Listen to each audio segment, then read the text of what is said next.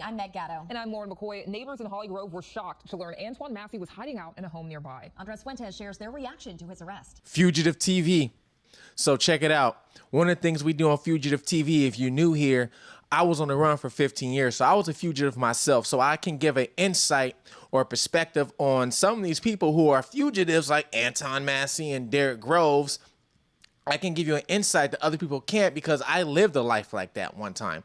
But today what we're going to get into is how he got caught. This man got caught. And when he got caught, I grew up watching friends die, friends go to jail. I thought that would never be me, till the day I decided to pawn a TV that my friend gave me. That TV ended up being stolen. One thing led to another. Going in and out of jail, I escaped twice. I started one of the biggest crime rings in the state. 10 years it gave me. My 3-year-old son passed away during this process. I could not take it, so I went on the run for 15 years. Different countries, different names, I did it all. My life has been something you only read about in books, but this is nonfiction. This is me. Right, and it was a rapid response from officers once law enforcement got a tip that Antoine Massey was staying in a duplex in Holly Grove. Friday afternoon near the corner of Strulitz and Livingston Streets, neighbors say they saw heavy law enforcement presence. People in vests and shields and lots of police cars and maybe as many as 50 officers out there.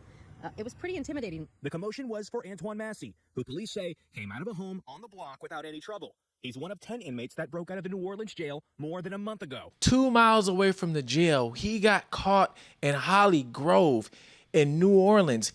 This whole time he's been in New Orleans, this whole time. So my last video, I said, man, if you're still in the city, I give you props because I wouldn't do it. When I left and I escaped, I dipped out.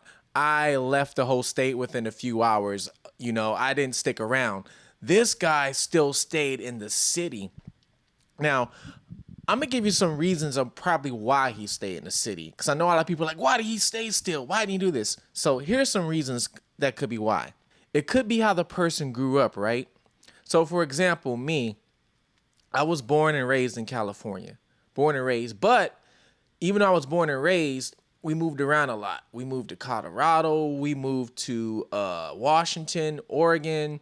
And then once I finished high school, I pretty much went to a lot of places. I went to Vegas. I went to a lot of different places. So I knew people in a lot of different places, right? So some people, they don't get off the mom's front porch or their dad's front porch. Let's say, for example, if you're born in New Orleans, sometimes you never leave New Orleans. So even if you wanted to leave, you probably don't have the resources or know anybody to go leave to. So that could be a reason why he stayed in New Orleans the whole time. He probably didn't know how to do this. He probably didn't know how to go out there, change his name. He probably didn't know how to leave the state, not get caught. He probably didn't know where to go to get help. Because think about it. You still need a roof over your head, right? You need food in your stomach and you need water to drink. So some of these people, that's what they're used to. Think of when you're in jail, you get 3 things. You get food, you get water, and you get a roof over your head. And you get a bed too, sometimes. When you're out and you're surviving, you know, you always don't get those things. So some people are used to that. There are some people like, I did that video on that cop that escaped. He was in a cave, just thugging it in a cave. But he was even like a few miles from the jail, which I'll never understand that. Go check out that video. Man walked out of prison, literally walked out and only made it a few miles and was living in a cave, and they caught him in a cave. Now, there's some people, you know, are thinking like, man, like if I was on the run, this is what I would do. It's a little harder than you think. Now, you can do a couple things. You can go on a run and you can go, let's say, go live at a homeless camp. You can go out there and pitch a tent and live with some homeless people. I mean, you could do that, right? And you could survive with the homeless, you know, and that's what you can do. But that's pretty much what you're going to be limiting your life to. Now, I kind of did that a little bit when I left, you know. Now look at me. But it took a lot. That could be a reason why he stayed in New Orleans. Another thing is, you know, somebody called and told on him and got that $50K. Not only did they get that $50K, supposedly there's another extra $20K on top of the 50, which I didn't know about. Did you know about that? Comment below if you knew about this. So supposedly somebody got $70K. Now, there is information going around that it's a family member who's supposedly told on him. Yet another inmate captured this afternoon. 9 inmates now in police custody. Only 1 remains at large. Antoine Massey captured today at a home in Holly Grove in the 17th Ward. And we have new details. The tip that led to this arrest called in directly to Sheriff Susan Hudson around 10 o'clock this morning. She then alerted state police. And why does it look like he's still wearing a t-shirt from commissary? He is still wearing a white t-shirt from the commissary. So is he still got the drawers on too? I don't know.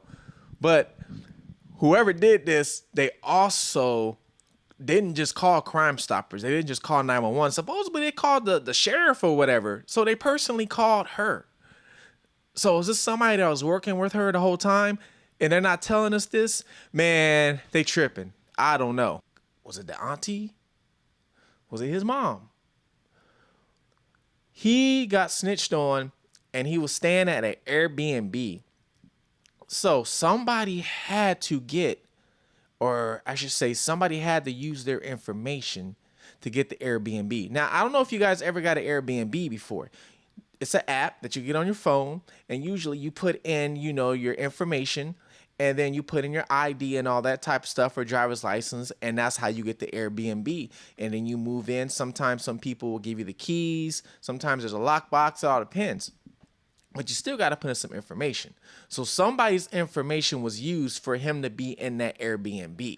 Now, whose information was it? They're not saying. Now, the person that put him in an Airbnb, is that the person who also told on him? Another thing, and I mentioned this in the video before, could he actually be being smart and saying, hey, auntie, check this out. I'm going to be at this Airbnb. You go and you tell on me, and you collect the money, the $50K, well now, which I guess is $70K, you collect the $70,000, and now you help pay for me to get a lawyer to fight my case. That would have been the smart move, and I mentioned this in the video. That would be smart. You tell on me, and we split this money. Because you got to remember, the difference between Derrick Groves and Antoine Massey, Derrick Groves is looking at, was never getting out. Antoine Massey has a possibility of getting out. So he has a possibility of fighting his case because he never was found guilty yet. So he can fight his case and get out. So we can use that money to pay for a lawyer to get out. And if there's a little money left on the side, let's say he still has to do some time, there's a little money to put on his books. So that is the big difference. Now, what if that's something that now, Anton, if you did do that, hey, smart thinking, smart thinking. Now, I don't know. Do y'all think Derrick Groves is still in New Orleans? Is he still out there just thugging it out like Anton was doing? It's just amazing to me that, I'm sorry, but when I left, I could not stick around. I couldn't do it. I had to leave because I figured if I stick around, first of all, there's people that know your face. You can't trust people. You can't trust people at all. My Crime Stoppers award for turning me in was only $5K, and I didn't trust nobody for turning me in, or trust anybody to see me and not turn me in, I should say. And it was only $5K. And now a person like these people are 50,000, which I guess is now 70K, I guess. So I couldn't trust people. It wasn't like I felt the cops are going to see me here. I felt somebody's going to see me, they're going to tell on me. So I had to leave and go to a place where there's a lot of faces, a lot of people, and they're not going to notice me, and I'm going to blend in, and that's exactly what I did. But these guys, I can't say all of them, well, most of them stuck around. And like I said, is it because of the lack of resources? Is it because they don't know any better? Is it because they don't know how to do things? They don't know how to change your name. They don't know how to leave out the country. They don't know how to cross the border. They don't know how to do all these things. You know how easy it is to cross the Mexican border? It's hard to get, well, not really if you ask one of these coyotes and transfer you across the border here, but it's easy to cross into Mexico. It's not hard at all. Crossing there is a piece of cake. They don't care. Mexico don't care if you coming in their border. They don't care. It's us. You can go there easily. You can take a boat, dig. You can literally walk across the border almost. So it's not hard. But is that what these people, or I should say, when they leave, they don't know, they don't think about that you're in your cell and you're spending so much time a day, and you might be spending so much time a day figuring out how to escape, but you're not figuring out what to do when you escape. And that might be what all these guys are, having an issue on. They're out the door. Now what do I do? Where do I go? Who do I call?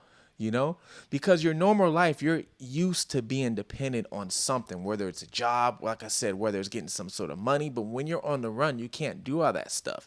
And if you commit more crimes, it's going to bring more, attention to you. So I get it. I can understand where they're coming from. I can get it why they probably were still, in a city and this is what happened. My question is, who told? And if they did tell, was the family member? And if it was a family member, was Anton in it? And is he getting some of this money? Y'all comment below. Let me know what y'all think, man. I actually thought there was going to be a while before they catch him. I didn't think they were going to catch him this soon. And not only that, there's, I guess, a reason why they were looking in the city. They probably had tips this whole time. They're hearing he was in the city this whole time because they've been raiding the family's house. Somebody probably was in communication with him this whole time. And that's why they've been raiding these houses, because they knew he was still in New Orleans. Ain't that something? Police got intelligence they ain't even telling us about or telling you about. But this is Fugitive TV, and we out.